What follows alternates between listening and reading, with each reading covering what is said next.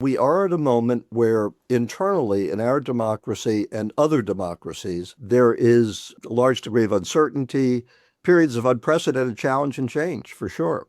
I would say that nobody would argue that you need to review government spending and you need to review the machinery of government. And there are probably opportunities for, spending reductions and harmonization, simplification, getting rid of redundancies. In the 40 years I worked, in and out of the State Department with USAID and other foreign affairs agencies, I saw institutional capture, both by those of us who, lived and breathed, that was our world. Even if we did move every couple of years, our civil servants did not. Welcome to the Civic Brief with Dr. Isaiah Ike Wilson III, where complex issues meet everyday lives. Now, let's begin. In a world of converging crises and compound threats, security is no longer just the work of governments and generals. Folks, it's a civic question and a civic affair. Welcome to the Civic Brief. I'm Dr. Ike Wilson. This month, we're stepping into what I've been calling for months, frankly, for years, the compound security moment, a time when crises are no longer arriving one at a time, but converging across systems faster than our institutions were designed to manage them. Our theme this month, compound insecurity, when domestic fractures, alliance strain, and regional war converge, demanding a thinking beyond boundaries. When we selected this meta theme, we did it well prior to today in how all of these dynamics are unfortunately playing out in real power and force terms. Folks, we are living at and facing the challenges of a time when disruptive change, once again, let me say that again, once again, it's a cycle in a cyclical thing, once again continues to outpace organizations and organizational leaders, countries and whole communities of countries even, their ability to see, to understand, to appreciate, as well as to anticipate, to think and act fast, and probably most importantly, to act first. Let's look around the strategic landscape right now at the 30,000-foot altitude level. Now at home, here specifically, and on all the domestic home fronts, but specifically to the United States, the USA is experiencing a steady erosion of diplomatic and development capacity and capabilities, hollowing out parts of the very toolkits that once helped shape global stability. Extending abroad, long-standing alliances are adjusting to new uncertainties about American policy, continuity, and strategic directions. And across several regions, from Ukraine to Venezuela to the escalating confrontation with Iran, we're seeing conflicts that increasingly behave less like isolated wars and more like contagion spreading through a connected geopolitical system. It's ecology, folks. In other words, this is not just a moment of crisis.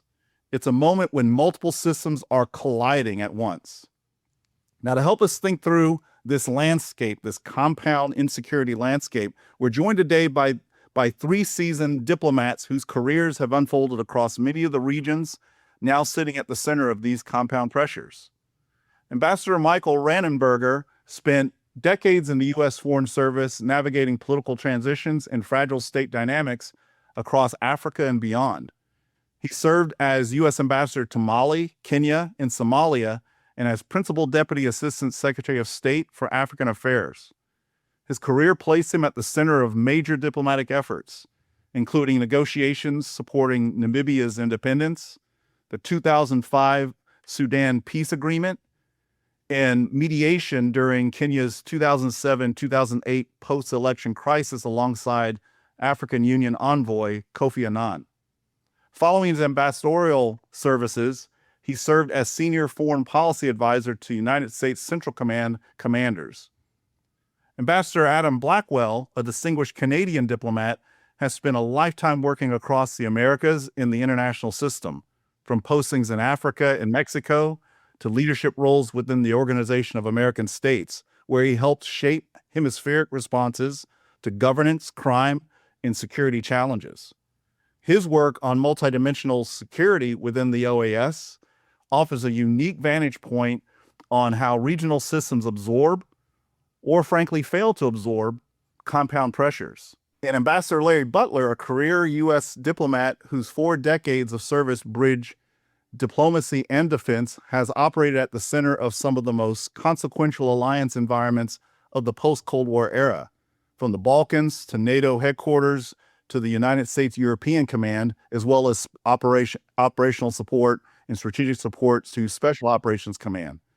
His work supporting democratic transitions and peace implementation agreements offers deep insight into the intersection of diplomacy, military strategy, and alliance management. Taken together, our guests bring perspectives shaped across continents, institutions, and decades of diplomatic practice. So today I want to explore a simple but increasingly urgent big question, a big ideas generating question with these 3 gentlemen. Here's that question. What happens when the stresses inside a nation or nations, the fractures inside alliances, and the spread of regional wars, the contagion of those regional wars, begin to interact all at once, all at the same time? Because that's the defining strategic puzzle, folks, of the moment we are living through now. So with that, let's begin. And to begin, what I'd like to do is, again, more informally welcome my guests, Mike, Adam, Larry. Thanks so much for joining the Civic Brief. And I want to give the mic to you all. I've said a lot. I've stolen the show. I've stolen the stage. Now I'm going to hand the mic to you, give you anywhere from 30 seconds to a minute. Add to the frame. Challenge the framework that I've put on the table, the framing of that. You all know I love the fight. I love a good contest. So the more contention we can get, the better, the more I'll enjoy it. And I think our viewers will get a lot out of it as well. Put your own ideas out there, and then we're going to cover 4 arenas. We're going to go from the domestic all the way up into the grand strategic and international. And our stage today is going to be where policy and ideas come into intersection in competition and conflict on the stages of places like Venezuela, the Caribbean, the East and West Pacific. Let's not forget the Ukraine, right?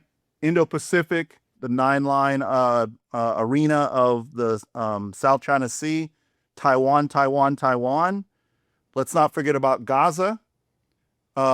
We certainly will be focusing a lot on Iran, both as a country at war, under warfare, but also, Mike, as we called it, CENTCOM, if you remember, in our theater strategy, Iran being the quote-unquote enduring main effort, certainly showing itself as that. Maybe we can talk a little bit about what that means going forward in our conversation today.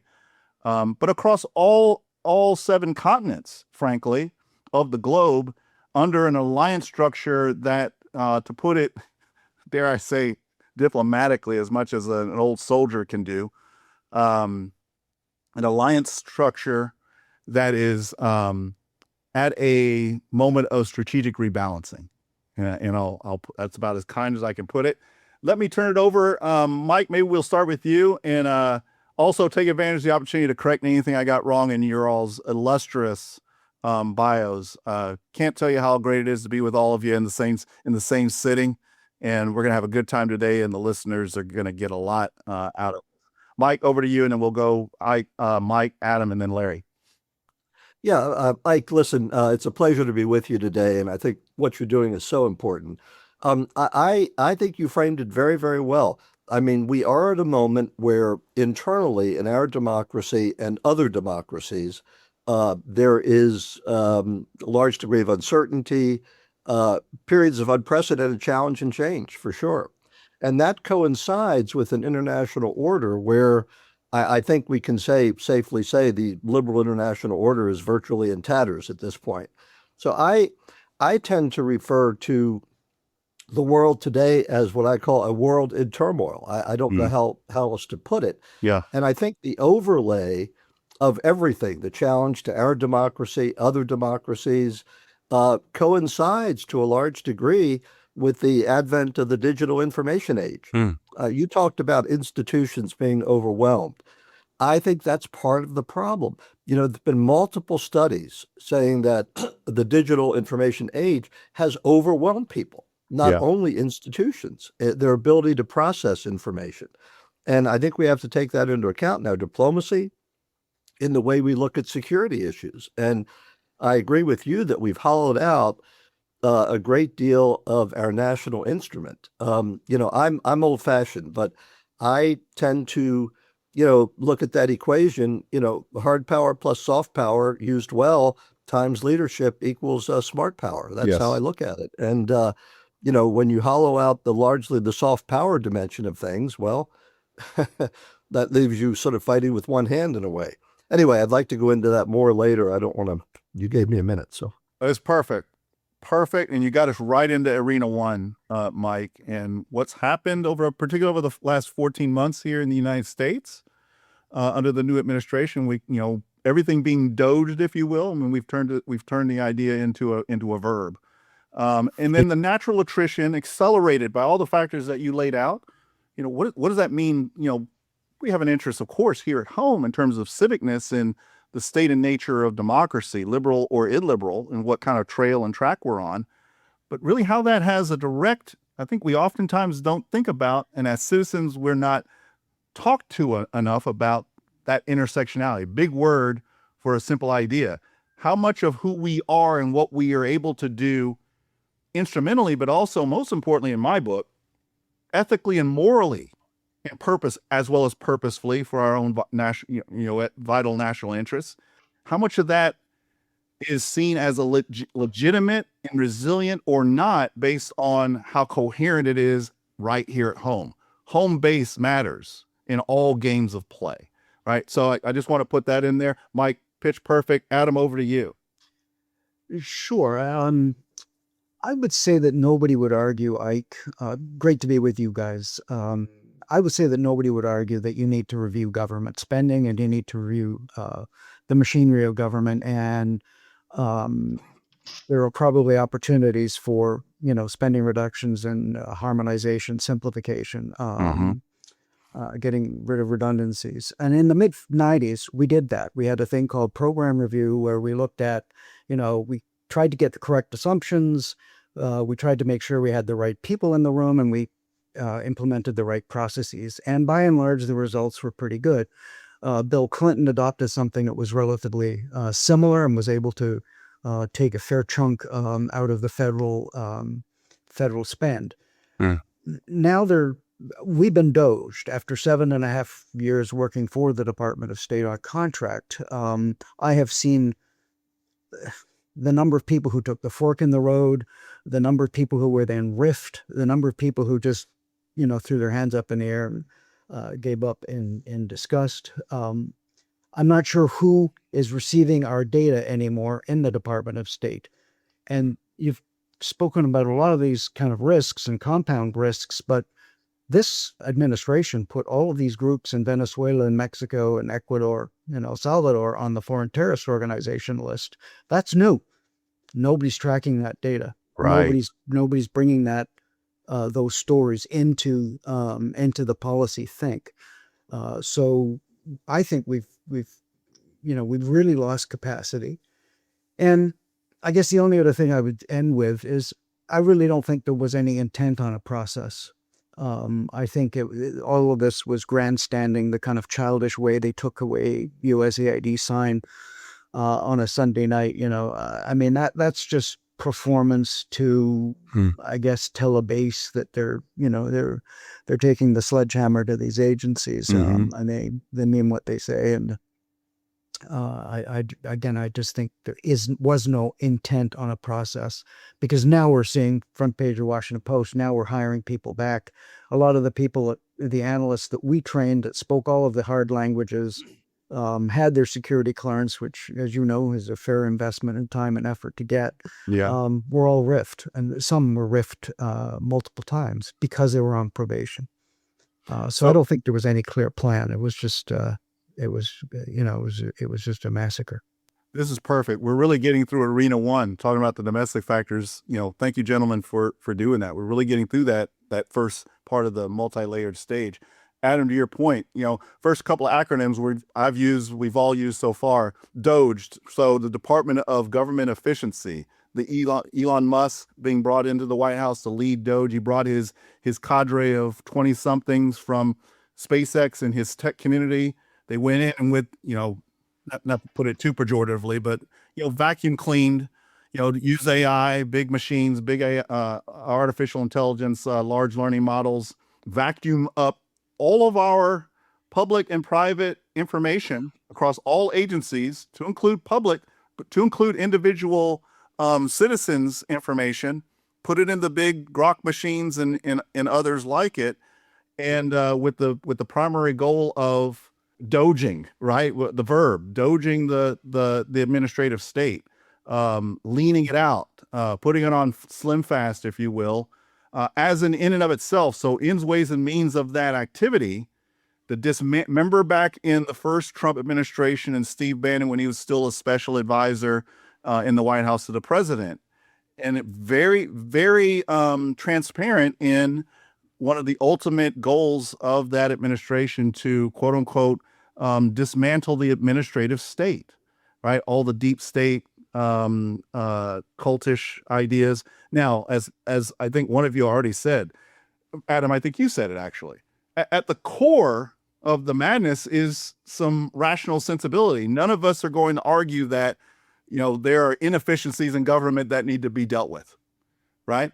But it's the manner of which, it's where you go from that kernel of coherency, and then how you go about it. Again, Bannon, this is a two administration endeavor to first dismantle that administrative state. And now, by the time we get into the second administration of President Trump, it goes beyond a dismantlement, and actually they see the opportunity to not only dismantle that administrative state, but to then take what's left of it and put it under what I'll call executive capture, right? And there are a lot of factors that play into that, to include a Congress that, my old professor at Cornell wrote the book on calling it, a commitment of legicide on the part of our legislative branch. First branch, it's supposed to be first branch, but it's got to be a branch that's engaged.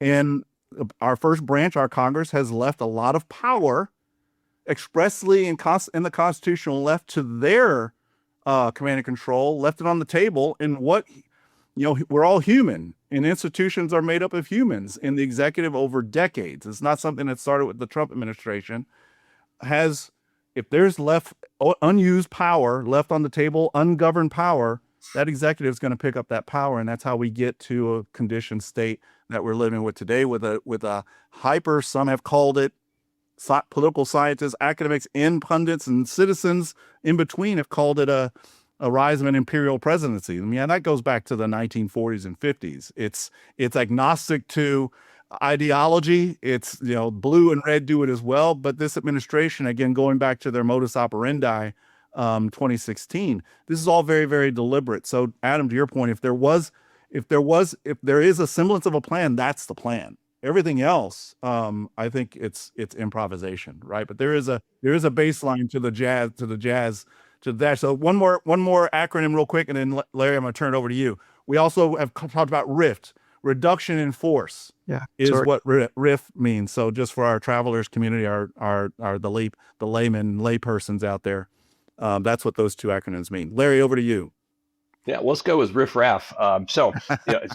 For alternative point of view, and kind of start with, if you look over my shoulder, is I started life as a Cold War baby with a Army captain serving in the Fulda Gap in Germany in the 1950s, which included Colin Powell and Elvis in his unit. So and then fast forward to the post-Cold War. So.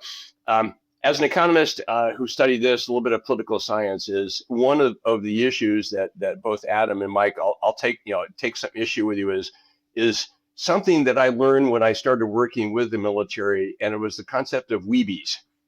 And a colonel shows up in the Pentagon for his 2-year tour, and he's got a bunch of Department of the Army civilians sitting there who've been there for 20 or 30 years. And he comes in and says, "I'm going to clean house here. We're going to do things differently." And the bubble over everybody's head is, "We'd be here when you got here, we'd be here when you're gone." And this is where I've got a lot of sympathy for what President Trump tried to do in his first term, and came in and was ready in his second term with a break of 4 years in the middle of it, was we're going to break things fast. And that's the West Coast, the cyber tech world. Mike, to your point of, we're into that world. because we don't want the civil service waiting us out. So I think we could all agree there was Ike, I'm going to use your line of forget the slim fast. This was liposuction. Now they may have gotten some meat while they were pulling the fat out of there, but in my world, in the 40 years I worked, in and out of the State Department, with USAID and other foreign affairs agencies, I saw institutional capture, both by those of us who lived and breathed. That was our world. Even if we did move every couple of years, our civil servants did not. But I also saw the NGOs and the corporations that got fat and greedy off of U.S. taxpayer money being funneled either through the State Department, and I'm thinking of DRO. Those are population, refugees, migrations, democracy, rights, and labor. Those are two bureaus in the State Department, or USAID. There's no question that USAID and State Department became what they were during the Cold War. We were instruments of dealing with communism. Cold War ends. We can get into that one later. I know you wanted to do that at the end, Ike. But I just watched, quite frankly, contractors coming in and NGOs and Mike, you probably saw that in Africa. We're basically running our programs. I mean, you wrote the checks and they ran off and did whatever they did with them. And headquarters got I don't know if they got fat or rich, but there was a whole ecosystem out there that lived off of that. So I've got a lot of sympathy for the concept of never let a crisis go to waste. What happened has happened. We live with the reality, not with what we wish it could be back in the good old days of when I was ambassador and I had $200 million USAID budget, and we conspired to do all kinds of good things, and we bought a lot of influence in the countries we were in. Did we do a lot of good? Do we actually create deal with the corruption, better governance? Was democracy stronger at the end of it? The country I was in, at least I got them to NATO. They're stuck on EU because of some local regional issues there. That's my view is okay. We are where we are, and the last two items out there is diplomacy. The Foreign Service does not have a natural domestic constituency anywhere in the United States. Yeah, that's a great point. I mean, no one thanks me for my service. When I go check in the United Airlines, it's the current uniformed soldiers you get on first. That's a reflection on the part of the United States that we value our soldiers, but not our diplomats. That's just the reality of it.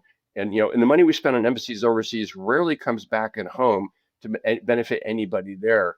So, as who was it? General Mattis said, if I don't have if I don't have more money for diplomacy, I need more money for ammunition. Well, guess there are jobs in producing ammunition. They're not jobs at home producing more diplomats. So just kind of like this is the cold hard reality we need to confront. And then how do we take advantage of a State Department that's trying to rebuild certain capacities that USAID had? And I'm thinking humanitarian assistance, disaster relief. That is being rebuilt inside the State Department. They've lost a lot of capacity, there's a lot of thinking, and then we're in Adam. I know Latin America, was your world. I've done some with it. I suspect there are people who are tracking the transnational organized crimes. We'll talk about what's happening down there. We ignored our hemisphere for a long, long time. I started my second tour was in Brazil. I didn't have a chance to get back until kind of post retirement. But we've always been either dealing with Russia or pivoting to the Pacific. Latin America has been an afterthought, at least in my perspective. Kind of back to you, Ike. Yeah. Any questions or contention between Mike, you, Adam, and Larry? Perhaps Adam and Mike, contending a bit with what Larry put on. I'll take the first stab. This idea of never let a crisis go to waste. I actually agree with everything you've laid out on the table here, Larry, in terms of the use and abuse, the fraud, waste, and abuse. Big organizations, there's always that going on, right? And so the idea, again, at that C-corn level of creating, whether it's creating a department or not, but putting forward an agenda, a policy agenda of getting more efficiency. I'll call it, effective cost efficiency into and therefore out of our governmental institutions. I don't think any American's going to question that, particularly in the story that you laid out quite well, Larry, in terms of years, decades of of institutional obeseness, right?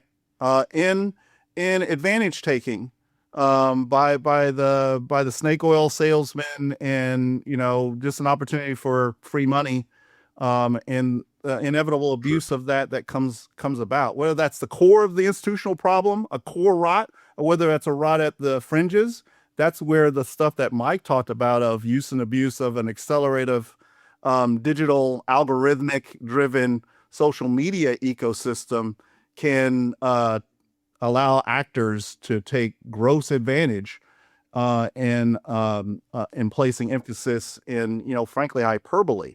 The point I want to make, and then I want to turn it over to Mike and Adam, and to all three of you to kind of contend on this a bit. And I'm going to bring us, you guys have done a great job of helping us get through Arena 1. We're going to jump right into the foreign affairs piece of this.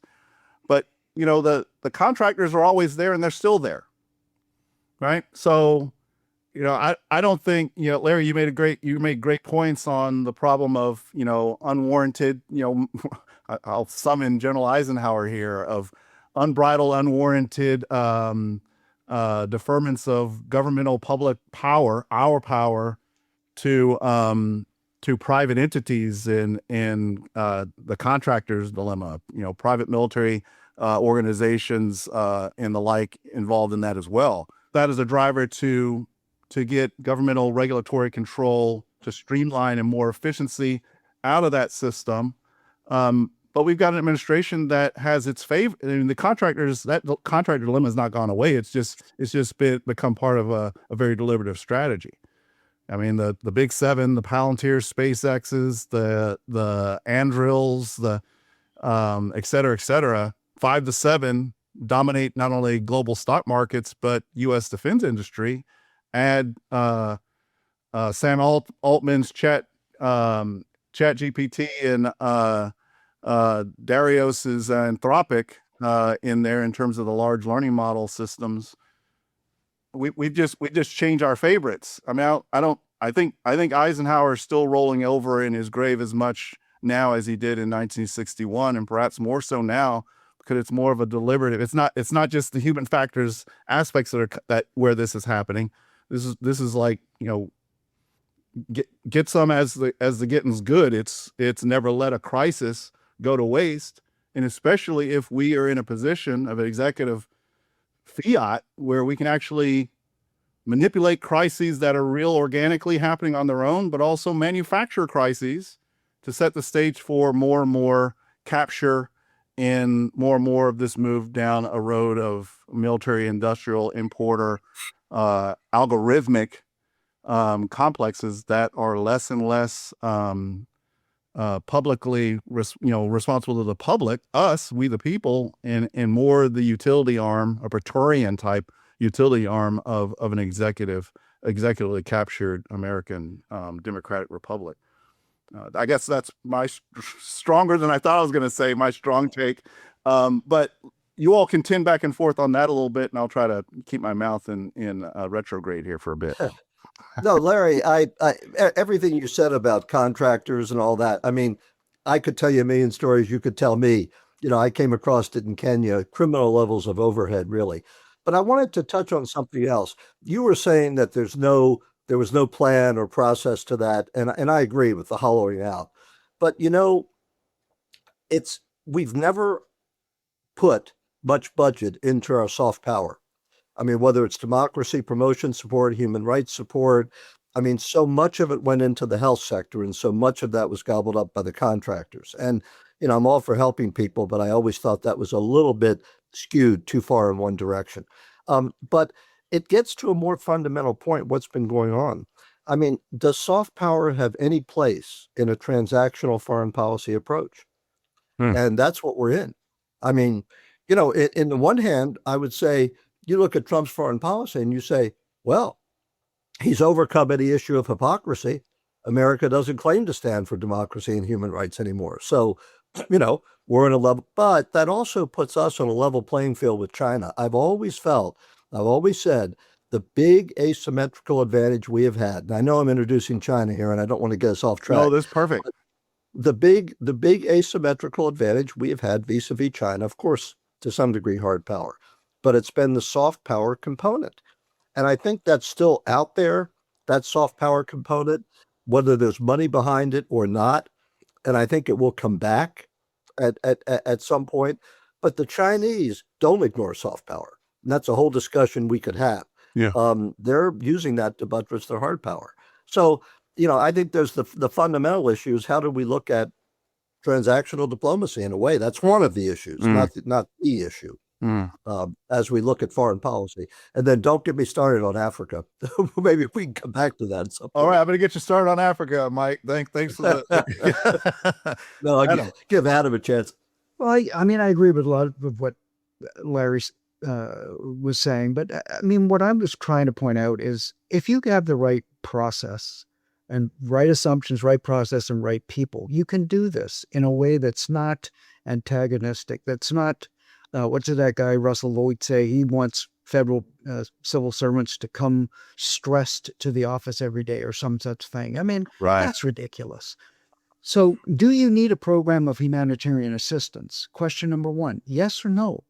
And if it's yes, who best to deliver it? Is it a company? Is it bureaucrats? Is it a multilateral organization? I mean, those are the questions that we should be having. And then how best to harness the various players here so that we are maximizing our humanitarian assistance or whatever assistance we're trying to do in a particular country. I was in Honduras trying to help them with a gang truce and a whole load of misery. And we formulated a donor community of, called it the Group of 16. There were 7 different countries trying to implement one form or another of community-based policing. 7.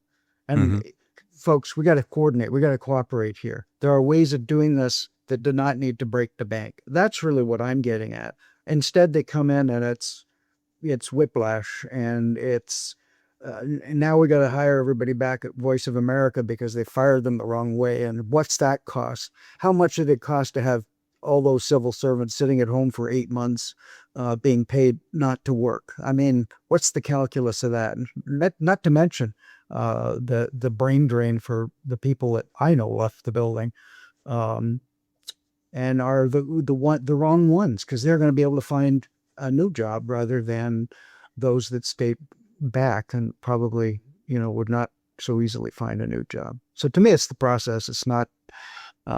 Larry, any counters? I want to give you the last word kind of on this little segment, and then I want to dive into what Adam just put on the table, maybe as part of your response, Larry. What are the costs of what we've all 3 of you have painted out, and how do you do the costing, right? And I think and I'll show my cards here. I'm a terrible poker player. I play Texas Hold'em with all my face cards facing outward, right? Terrible. So I'm gonna do it again right here. I think part of the costing shows itself in places like our military operations in Venezuela, our military operations ongoing with Israel in and on Iran, and the contagion of that major combat operation. We'll call it that for a minute because we're not really sure whether to call it a conflict or a war or anything in between. And dare I say the boogeyman words, regime change.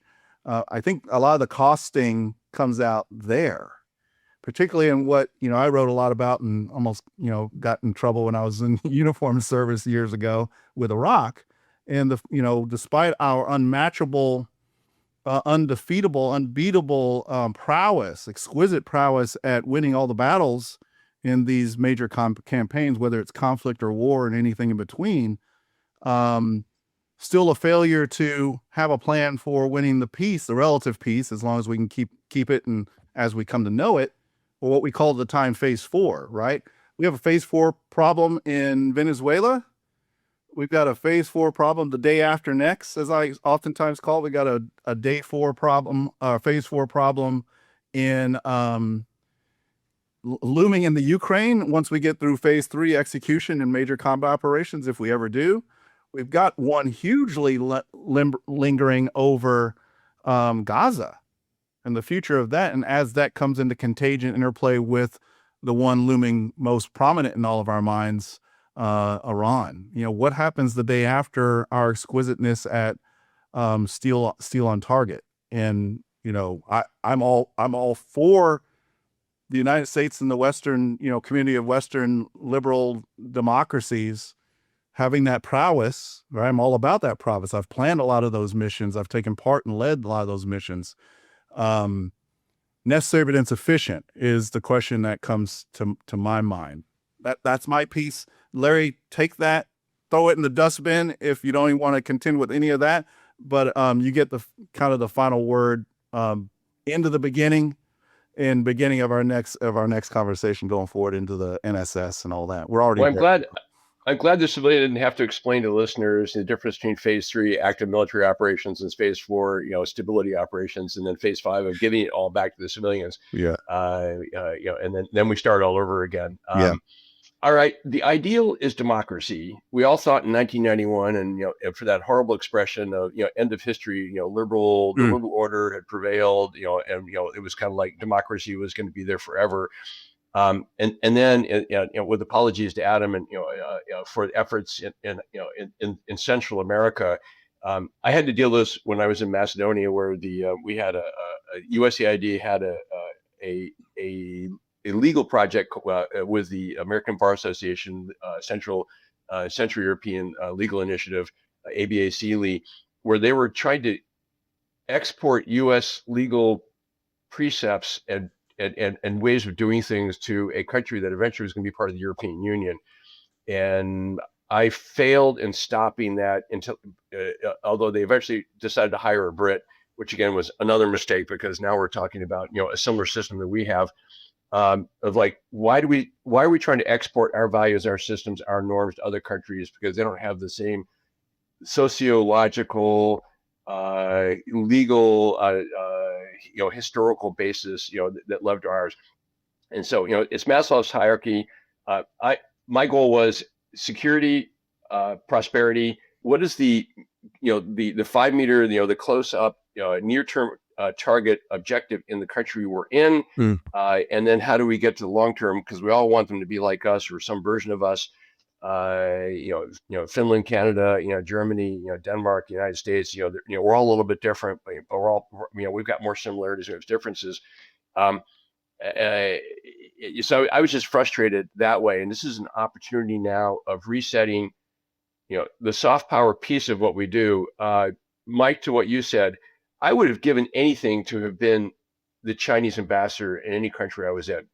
Why? He had all elements of national power were concentrated in that person's embassy. Military, commercial, the money that they handed out to build, to do good things in the countries, but it always came with something that they didn't see. There was a hook in there. You signed over the rights, to your country when you agreed to, to accept our money to build. I'm thinking Kenya right now to build a railroad. Because there's alteration. Having said that, the Chinese spend money to buy people. They're not interested, and they want something in return. Whereas we generally don't want anything in return, and that's a challenge for us. So one of the challenges for the Foreign Service, since the end of the Cold War, I know we'll get into this one, because you and I have talked about this in the past, is what are we there for? Yes. What are the core U.S. interests overseas? And this is where the new national security strategy, one, I love the emphasis on the Monroe Doctrine 2.0 or the Donroe Doctrine, and is Greenland Greenland is part of the Western Hemisphere, but that's something we need to annoy allies over. That's a different issue, but we have neglected to our peril what goes on south of us. And to a certain extent, and I got to look at you, Adam. Since the Canadian border is about 2-hour drive away from where I'm sitting, what goes on north of us? Come on, laugh, yeah. It's okay, Adam. Lots of good stuff. It's not the good. The province of New Brunswick is now bombarding our evening TV here in Maine with tourism advertisement. It was kind of like, it's like I had no idea they had lobster up there. Anyway, back over to you, Ike. You've done it. You've transitioned us right where I wanted to go perfectly. The national security strategy. Let's dive into that conversation right now. Where do we want to go? Because what our ends are, identifying what we want out of our strategies, right? The ends of a national security strategy. And again, folks, we have a new 2025 national security strategy. We also have derivative of that, a national defense strategy of 2026, right? And the interplays of these, you have a chart that you can look at in front of you as we talk through this. But any strategy is the logical relating and relationship between ends, ways, and means. Ways are those methods that we've been talking about a lot. And a lot gets lost in the translation between means or resources available to an individual, a community, a country, a collection of countries, alliances, the means available, those resources, and how you can bring those resources to bear. Frankly, how you can rationalize the use and utility of those instrumental material means based on the political outcome that, in my not so humble opinion, should also represent who you are as an entity, in this case, as a country or a community of, small l, small d, small r, liberal democratic republics, democracies, right? In the rule set. What we put to bear in terms of instrumentality should be a representation of who we are based on our ends of what we want and need to get out of our use of force for power purposes, right? The new national security strategy, Ambassador Butler, Larry, talked about Monroe Doctrine 2.0, or what the administration has formally in their documents called and relabeled the Donroe, under, Donald Trump, the Donroe Doctrine, an expansive, paying primary attention in a spheres of influence reorientation of at least how we see the world and how we are approaching the world, spheres of influence. And the United States of America is intended under this new national security strategy to have a sphere of influence that we govern or lord over, that's a greater Western hemisphere. And that's where the conversations about Greenland geographically and geostrategically come into play. Panama Canal is always in that narrative gameplay as well. But just real quick, what are the specific ends as stated in the National Security Strategy of 2025? First and foremost, preserve the United States as a sovereign, independent republic that secures the natural rights and well-being of its citizens. Now, there's a lot of broad boilerplate, hard to argue with that. But when you get into the identify how we get there, the ways, you start to see things kind of reveal themselves in terms of how the character of the country is making a deliberative choice in kind of changing from who we've been and how we've been based on what we do, how and why, and what we choose no longer to do. Quite a strategic rebalance, to put it kindly and diplomatically, from what it's been over the last 22 national security strategies, taking us back to at least the 1960s, even the latter 1950s. What are some of those principles? America first. I'm going to let you guys talk about that, put some meat on the bones for our travelers. America first, focus on core national interest. Peace through strength. Let's unpack that a bit. Peace through strength. I think what that really translates to show my cards again, bad poker player that I am, peace through force, and force being military material, military lethal force, right? Peace through strength. To me, strength is not just that. Lethal use of force and being exquisite at is a necessary but insufficient part of the power equation. To me, peace through strength is peace through a resilient system, of which we are the guaranteeing and governing authority since 1945, of which we're making a choice to lead in a different way. Some would say even depart from the leading role itself, right? In terms of collective security and defense. A couple of more points in terms of stated principles in the national security strategy. Respect for sovereignty and a bias against intervention. Really? Venezuela threats, rather with their funny, haha, not so haha, to our northern partners in Canada, 51st state, to the Dutch and the Greenlanders themselves, to Greenland, constant returns to Panama Canal and, best deal making that they bought it for $1. That really aggravates our real estate expert as president of the United States. I get it. I feel his pain on that one, not just facetiously, honestly, right? He sees that as the worst business deal, real estate deal ever on the part of the United States, right? Cuba, right around the corner, coming attraction, right? See the movie, it'll be out this summer. Fairness and flexible realism in dealing with all nations. Primacy of the nation state over transnational bodies. We do see that in behavior. Maintaining regional and global balance of power and promotion of competence and pro-worker economic policy. Some priorities. In mass migration, secure the border. A lot of that focus has, in addition to DOGE, redirected a lot of our federal agencies that would be normally by their formal expertise and their body of experience, focus more on the kinds of things that are relating to phase 4 of all of our major combat operations and military operations abroad, Paul Mill operations abroad.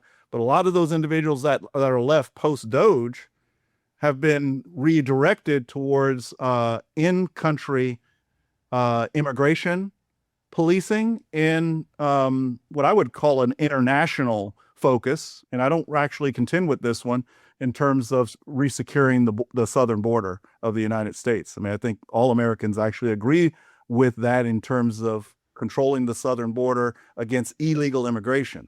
We don't agree. Majority of us don't agree with the manner in which that is contaged through DHS and ICE operations internal to the country. But all that is zero sum in terms of resources available and means available.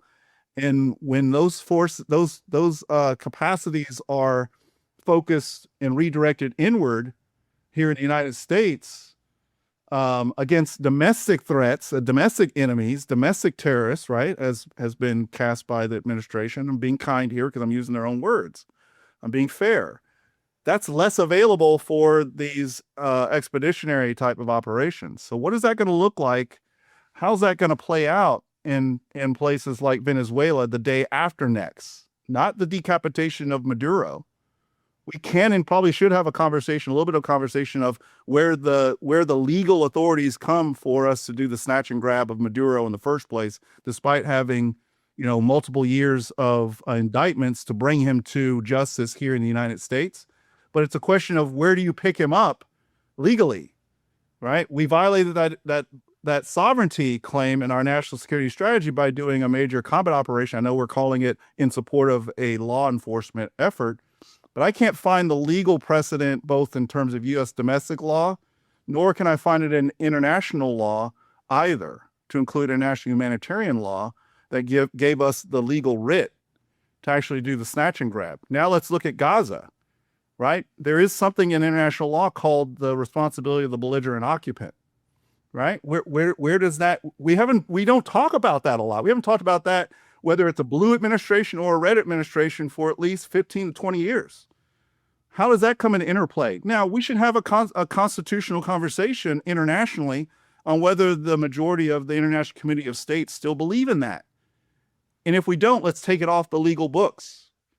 But while it's still on the books, we're in violation of it. Not just the United States, but frankly, the entire community of democratic states, individually and collectively, because we have an obligation, jus post bellum, justice after the war, in places like Gaza, in places like Venezuela, in places soon to be like Iran. We know how this played out in terms of failures of jus post bellum in places like Afghanistan and Iraq. Different verse, all too tragically same as the first, folks. That's kind of the frame to bring us to the end of the middle and maybe towards kind of rounding out our conversation. We'll round out our conversation on how this is all interplaying in terms of tell us how this ends and what an ending looks like in terms of costing the ability to have resources available to start things, to open up these conflicts or wars, but maybe not enough of the material and the operational stuff to bring them to an instrumental, legal, and maybe most importantly, ethical and moral conclusion that does not find the United States or the community of liberal, democratic, republican, democratic states losing its soul in the process of being able to do, to do what we will because we're strong against those that are not strong who must contend with what they must, right? That Thucydides thing, how much are we giving the world a Melian dialogue today? And what does that mean selfishly for who the United States wants to continue to be today and who we want to continue to be for ourselves and others going forward? I'll pause there and let you all contend with that a bit or ignore it outright, frankly. Can I jump in there for a second, Ike? Yes, you all can and should, please.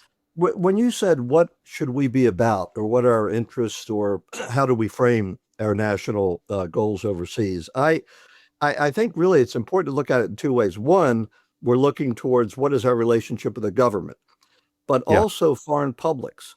And because the combination of that adds up to what a country's going to do overseas, because even in an autocracy, they have to take into account to some degree what their people are thinking, right? And to me, when you abdicate any sense of purpose about human rights or democracy and go to a purely transactional approach, I think you're losing those foreign publics, because while we've been open to charges of hypocrisy about democracy promotion, and rightly so, I mean, the cases are so egregious, I don't have to start enumerating them now. But still, there was a sense that we stood for something different, openness, some general sense of freedom and all of that. And soft power, again, to come back to that, is a crucial part of that. I mean, so transactional to me is very unstable. I mean, where does that leave you tomorrow? The terms of the transaction change. There's something more stabilizing in trying to do something with respect to some sense of international law, some sense of international order, and that we stand for that. We integrate that in our overall policy approach. And I come from a lot of Africa experience. That is certainly a message that the people of Africa want to hear. I mean, all the polling data has shown that. And we haven't talked about polling data. You said, how do you measure the impact of what's going on? Yeah. Polling data is crucial in that regard. And that tells you the story across the world. So I think we need to be paying a lot more attention to the less strategic, what we call the less strategic aspects of the world, global South, if you will. Yes, the Trump administration is focused on South and Latin America, but Africa by 2050 is going to have the largest working age population in the world. They're going to be educated. Literacy rates are approaching 80%. So how do we engage with that future of the world? And undercutting soft power is undercutting our prospects there. It's not just about economics. Mike, correct me if I'm wrong on this, but, the continent of Africa, these countries, not all of them, but a significant number, if not a majority, a plurality of the countries on the African continent have gone through at least two cycles of democratization, which is a huge factor in terms of transitions of regime type, of statehood regime types. Now correct all of that in terms of what I might have gotten wrong. I want to believe that. And on paper, you're right. But you'd almost have to call a lot of those countries at best democracies, somewhere between a drift towards autocracy. I mean, there are a number of countries that are on paper democratic, and some which are outright, and there have been elections in a number of the countries recently. So Africa has potential in that way. And because you've got a young population, and this is where the whole digital thing comes in, if you're using soft power to relate to those people, if you're doing things in terms of assistance that relate to those people, that's gonna create a friendly audience, and that's going to create people who continue to push for change. We've seen all these Gen Z protests around the world, right? Not just in Africa. They started in Africa. They spread to Bangladesh. They spread to other countries. That's the youth speaking out. And we relate to them not through a transactional approach. We relate to them through an engagement approach. I'm a big people-to-people person. Yeah. And I'm very passionate about it. We've got to deliver, last point, we've got to deliver a coherent message. Transactional is one-dimensional. What is the public diplomacy broader message about, as you said, Ike, what do we stand for? What are we trying to achieve in the world? So that even when we have reason and justification to do something very transactionally, it's still within the context of the larger frame. Of course, we're going to do some Right. transition. There's going to be Absolutely. transactional activity, but Absolutely. just as we'll be criticized for ineffective democracy promotion, we'll be criticized for transactional activity. But again, what's the broader context? And one thing I will say is that with China, and I'll stop, but with China, I agree, Larry, there's always a hidden agenda in what they do. But they do couch it in a broader language. The global South, alternative world order, and there is some appeal to that. So anyway, and we've got to have that narrative too, the broader narrative. Yeah, Adam. Yeah, I'd simply go back to what you were saying about the border and immigration. And most people forget that Tom Homan was the deporter-in-chief for President Obama. President Obama deported more people than any president in the history of the United States. Yes. The process was clean. When I was at the OAS, we met with Homan and we said, look, just do this in an orderly manner.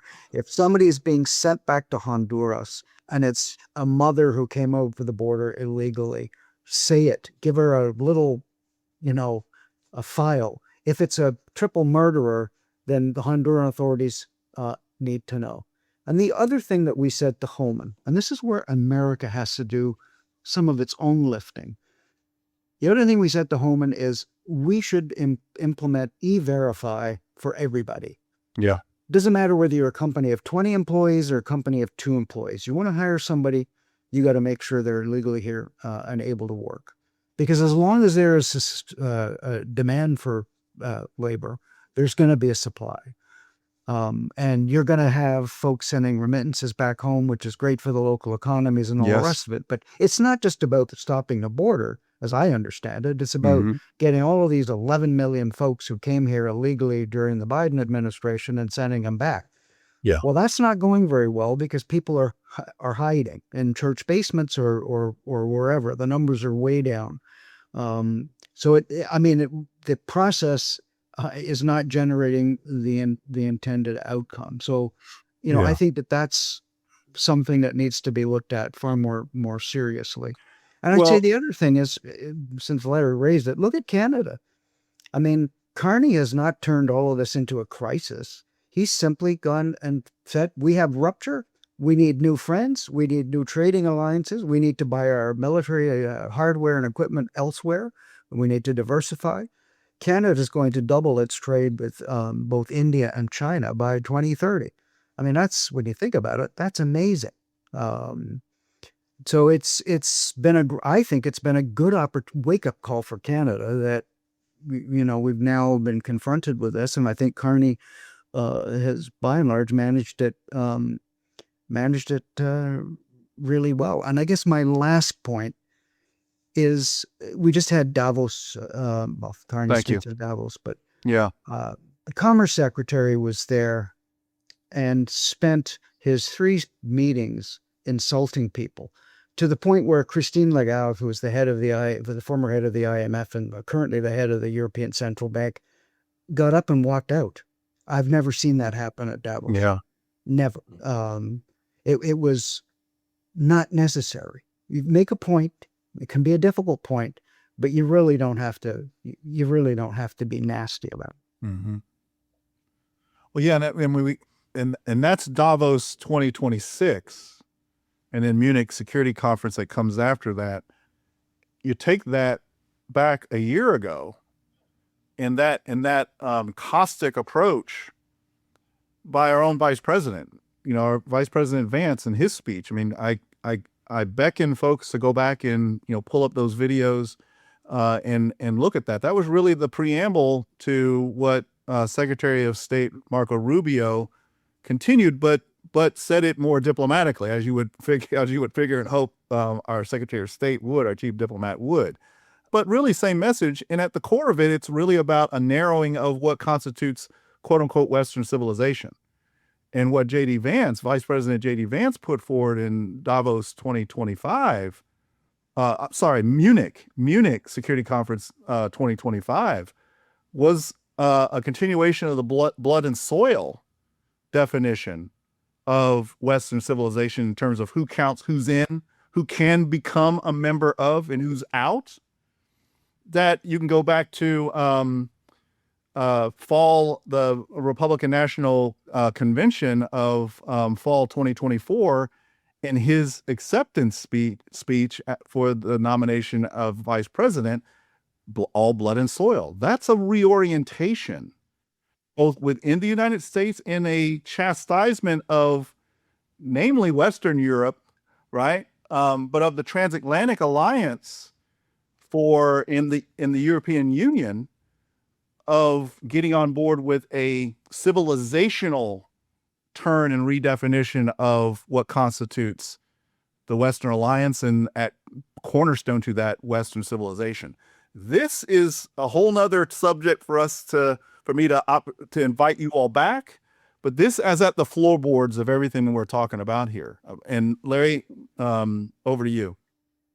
So there's a wonderful expression I heard a president say once, that if you find a turtle on a fence post, it didn't get there by itself. So in my little neighborhood here in central, and on the coast of Maine, we have Angolans, Congolese, and Somalis. Yeah. How did they get here? And the answer is, I'm really looking at them and at you, Mike, as well, because they originated in Africa. I've seen that, the studies that, by 2050, there's going to be like 2 billion people in Africa, and they're all going to be under the age of 25 years old, and they're going to look for work. They're going to look to emigrate, or they're going to join an extremist organization, or they're going to turn to organized crime, or all three. And my criticism of kind of almost every administration up until now, and I'm an equal opportunity critiquer of the 7 presidents I've had the privilege of working for, including the current one, is that they have neglected Central America. They have neglected, South America. We have not gone after the transnational organized crimes, which I contend is a bigger threat to our prosperity, our security, and our democracy and the livelihood of Americans than, quite frankly, Iranians and missiles, or the North Koreans and their nuclear weapons, or the possibility that our friends in Beijing are looking across the straits and thinking Taiwan is ripe for the pickings. I would join you on that, Larry, for what it's worth. It won't buy a cup of coffee in terms of what it's worth, but I'm with you on that. I think that's exactly right. There is a piece in the New York Times today about how a Dutch judge has just come out and said, Holland, and by the way, Greenland belongs to Denmark. It's Denmark and not the Dutch. Just remember, war is God's way of teaching Americans geography. No American could find Greenland until a month or two ago. Exactly. Now they can. Yeah, but whatever. And most people didn't know where Iran was. Stop laughing, Mike. It's true. My first assignment was Finland. I had to look Finland up on the map when State Department told me that I was going to be going to Finland. Like, what the hell? Okay, whatever. Anyway, so the failure to, and this is where you do need allies, you do need transnational organizations, you do need these mechanisms, because we're going to get into Ecuador right now is overrun with transnational organized crimes, including Albanian organized crimes. Mm-hmm. Why? Because most of the cocaine that's getting to the United States, and quite frankly getting to Europe, is coming out of Colombia into Ecuador, and then there's all these nice Chinese ports down there. It's getting loaded on ships, and it's ending up in the various ports in Holland. And this is like, the Dutch are like raising, like, we're in trouble because there's money. Money corrupts absolutely. Mm-hmm. They were talking about some port workers in Holland. You think, how do they get bribed? $200,000 to allow somebody to access a warehouse because there was a couple of tons of cocaine in there. So this is kind of my hitter on it is the high level of, we stand for human rights. We want to be that shining beacon on a hill. We want people to. We don't want them to come to us because that's what's happened, because they're coming. and we have not. How did an Angolan or a Congolese get to the southern border? That's it's been Central America has been the place where have quite frankly failed, and we've been swimming around there since Teddy Roosevelt or who it was says he may be a son of a bitch, but he's our son of a bitch. I know I'm misquoting him. Well, that's where Adam's point on the E-Verify comes into play, right? And those kinds of problems. Oh, and the problem with E-Verify is I can send you to some people who will get your social security number Sure. and all the paperwork you need Sure. to pass the E-Verify, which is something that the Homeland Security and those folks, they picked up a Congolese who had just signed up to work as a deputy sheriff down here. Mhm. He passed E-Verify, but turns out he had some issues. Yeah, I'm not saying it's a panacea, but most of these issues that we talk about, you've got to look from your frame, Ike, the compound, multidimensional piece here. Yes. So Yes. 80% of the drugs consumed in the United States come from Mexico.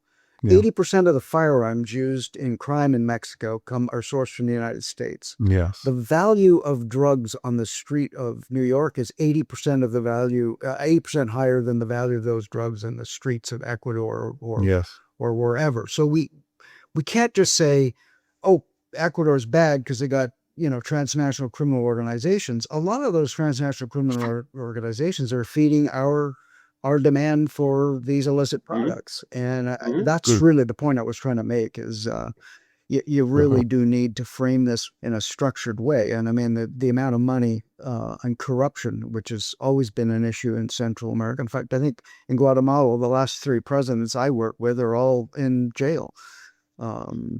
It's very difficult to get any traction there, despite all of our good efforts. It's just endemic.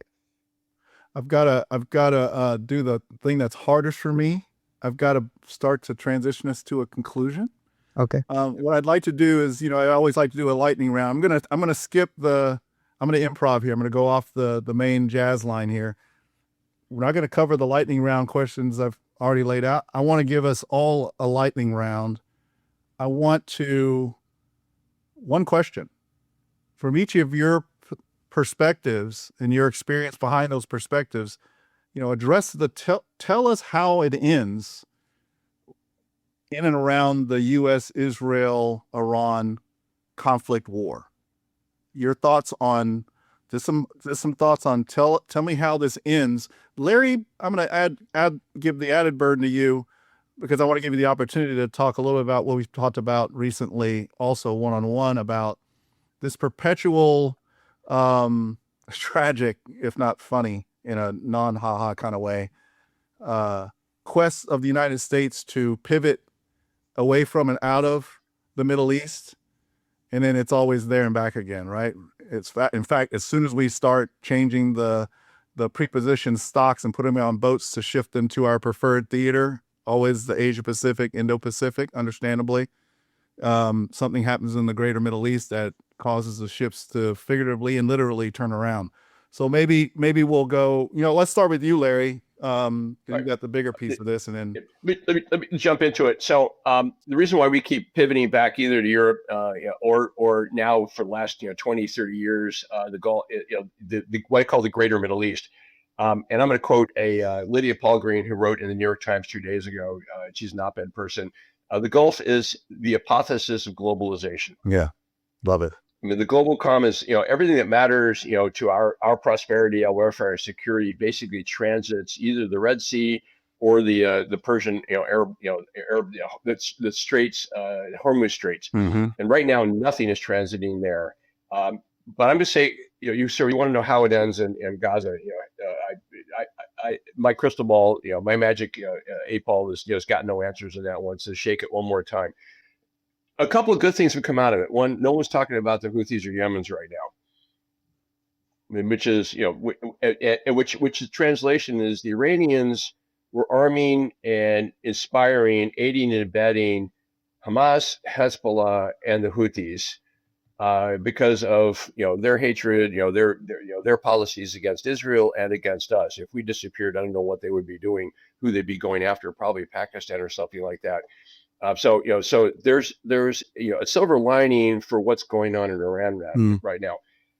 How does Iran end? And this is interesting. I'm gonna throw some kudos at this administration for what they did in Venezuela. They did not make Obama's mistake in Libya and decapitate the regime and break that country up into what it became, which is basically the country that armed ISIS and a lot of other violent extremist organizations in Africa. They've left the system in place. I almost wonder if they're going to try and come up with something similar in Cuba. The other silver lining is Russia has just lost its tentacles in the Western Hemisphere. Venezuela and Cuba are like, ooh, we're on our own now. And guess what? Iran's on its own, Syria's on its own, Libya, all the places that Russia used to be, and Iran, who was a major supplier of Shahed drones, in the war in Ukraine. I mean, that's all gone. So people have taken note of Russia no longer a reliable ally is the wrong word, a protector or a friend or something like that one. Even as people are watching us right now, thinking, okay, is this great power competition? I don't know how Iran ends. I doubt very much that it ends. Nobody's going to predict how this ends. The worst possible outcome would be for this country to break up into 3 or 4 pieces. Kurds in the north, Balukis in the south, and heavens only knows what's in the middle. That would not be good because there's more guns that are going to flow around. So, there could be more chaos, Libya style. Mhm. I'm pretty confident there's a goal of keeping a regime in place, which is not a problem to Israel and to us. And we'll see how it works out with, of course, Israel has, Israel is not under our control. They just blew up apparently refineries and oil depots Right. near in Iran, which is going to cause the price of oil to go up. But that's kind of where it's going to go in. And last comment before I pass it over to Adam and Mike, and then I know you're going to get you'll wrap this up, is something I noted. I joined the Foreign Service 1976. It was all about the Cold War. Everything we did.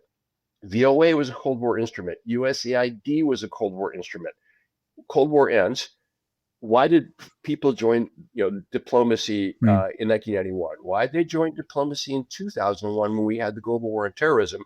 Why did they join diplomacy in 2011 when that was kind of winding down? The short answer is we've had a generational shift in aspirations, expectations, and willingness of what they think is important. The average Foreign Service officer today, the ones that are left, became social missionaries, whatever woke them up in the morning that they wanted to do. Not good, not bad, but how did that resonate back at home when there is no constituency for diplomacy? I was going to say that when you add to projection of force, use soft power like tariffs and other things like that. Add that to the arsenal of how we get things done overseas. I honestly wish I was a trade negotiator right now with this administration. There's an expression that a diplomat is the guy that's in the middle of the street when a rabid dog comes up barking at you, and you're reaching around for a big and while you're reaching around for that big stick, you say nice doggy until you get your hands on the 82nd Airborne Division. Thanks, Larry. Adam, do with what you will, Adam. Your final words here. Yeah, I have to come back to Venezuela because nobody's going to lament the arrest of Nicolas Maduro. Yeah, very important. But, seriously, we have left the worst people behind. I mean, this guy, Diosdado Cabello, and Reno, the defense minister, I mean, it's still a narco state. There are still 6 million Venezuelans, I may have not have that number right, still in Colombia and Brazil and other countries putting huge pressure on those social systems, trafficking in all sorts of illicit products. So that infrastructure, if you will, that narco infrastructure is still there.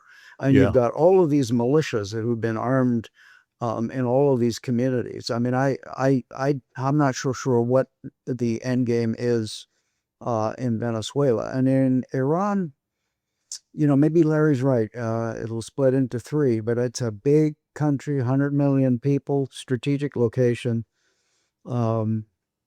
I just don't see a regime which started, in 79? I just don't see them folding overnight, as I don't see the Colombian regime folding overnight either.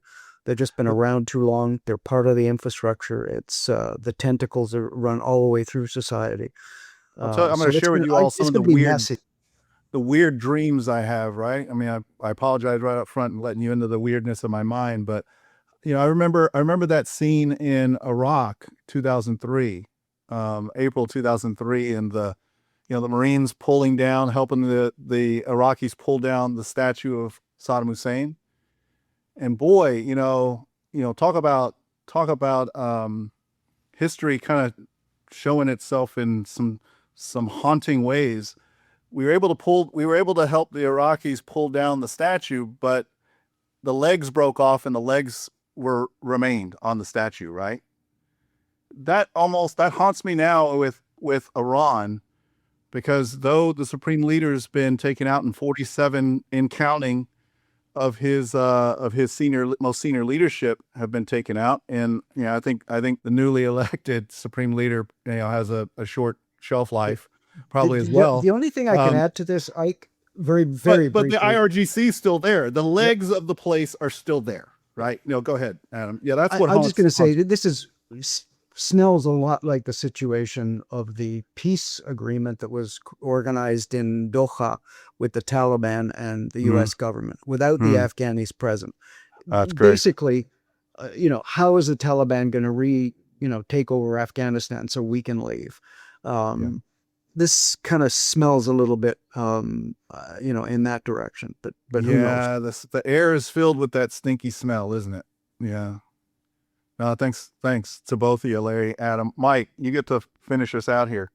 Yeah, I mean, I could see us drifting into a long-term sort of destabilization scenario in the Middle East, where you've got the Kurds involved. We're supporting internal forces, which is going to have significant costs for us, not just in terms of gasoline, but in terms of personnel and American power. And meanwhile, who knows how China exploits that to do what they want to do, not necessarily with respect to Taiwan, but with respect to other parts of the world. Again, everything I've seen, you look at the polling data, China moving this way, U.S. moving this way. And that's important because, as I said, how publics are reacting to everything counts. And the other side of it is the implications, almost in some ways, I think more equally important, what happens to the U.S. domestically in terms of Iran. I mean, if you end up, this thing drifts through the midterms, we have implications for that. Or don't rule out, maybe Trump at some point does get to declare some kind of credible victory. And what does that do domestically? Not that Americans care much about what's going on in Iran or anywhere else, but that would have positive economic implications, presumably. So I could see it going, but it gets back to your point right at the outset, the linkage between what's happening civically here and in foreign policy. You said it better than I could say it to kind of round us out, Mike. Gentlemen, thank you all. First, I want to say thank you for your lifetime of service as it continues. And thank you for joining us on the Civic Brief. Really appreciate it. Appreciate the extra time as well. And we'll see you out there in the fields of not so friendly strife, unfortunately. But always great to spend some time with you. Thank you so much, travelers. You've been blessed with something very rare here, and I hope you take full advantage of it. Thank you as well for joining us on the Civic Brief. You can also see me in some of my pontifications on the Substack companion to the Civic Brief, Compound Security Unlocked. And we'll see you in another week with my solo episode 2 of this month's focus on thinking beyond borders. Thanks, gentlemen, and have a great day. Cheers. Thank you. Thank you. Awesome.